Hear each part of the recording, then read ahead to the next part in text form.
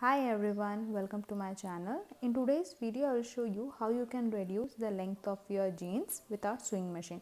If you are new here, please consider subscribing to my channel and please click on the bell icon to never miss an update. So now I will show you how you can do that.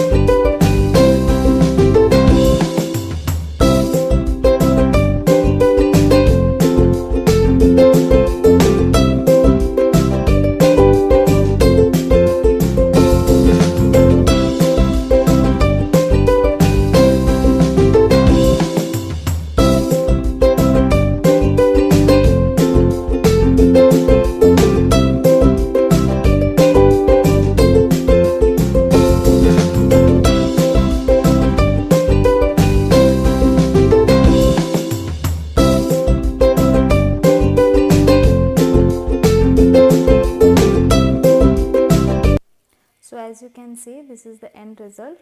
The extra portion is inside. So I'll recommend you to just iron it so that it will look even. Thank you so much for watching.